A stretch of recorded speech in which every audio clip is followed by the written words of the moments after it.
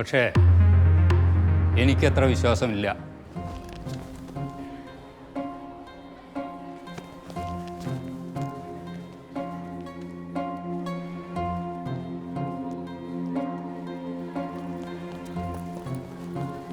ഇത് രാജേഷ് നെന്മാറയല്ലേ? അതാരാ?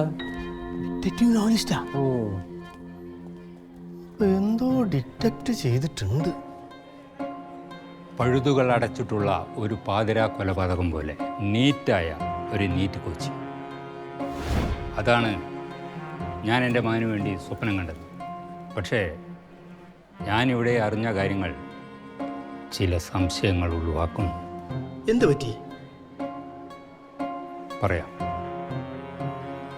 സൈലത്തിൻ്റെ ഹൈബ്രിഡ് ക്യാമ്പസിൽ മകനെ ചേർക്കാൻ വന്ന എന്നെ എൻ്റെ അന്വേഷണ ബുദ്ധി ലോബിയിൽ ഒതുങ്ങി കൂടിയിരിക്കാൻ അനുവദിച്ചില്ല.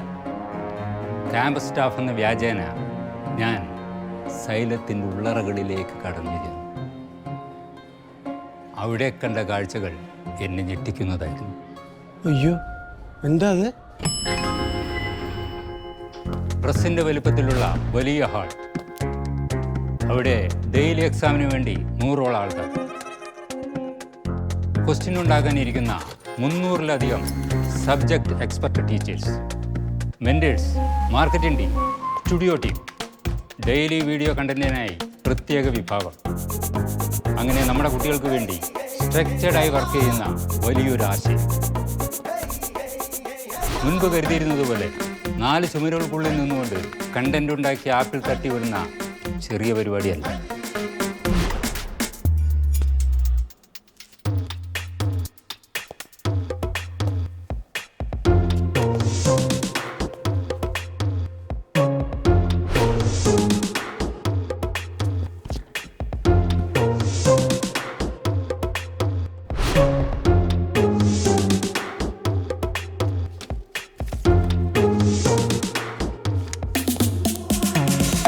വെൽ ഓർഗനൈസ്ഡായി വർക്ക് ചെയ്യുന്ന വലിയൊരു പ്രസ്ഥാനം.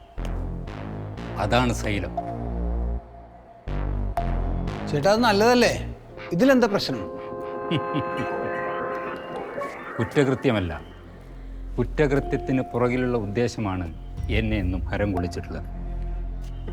അങ്ങനെ ചിന്തിച്ചാൽ ഇത്രയും വലിയ വിഷൻ അവർ എത്ര രൂപയ്ക്കാണ് നമുക്ക് തരുന്നത്? സൈലത്തിലെ മറ്റുള്ളവരെക്കാളും ഫീസ് കുറവല്ലേ? Exactly, that's my point. ഇത്രയും കാര്യങ്ങൾ ഇത്ര ചെറിയ തുകയ്ക്ക് തരുമ്പോൾ ഐ ഫീൽ സംതിങ് ഫിഷി.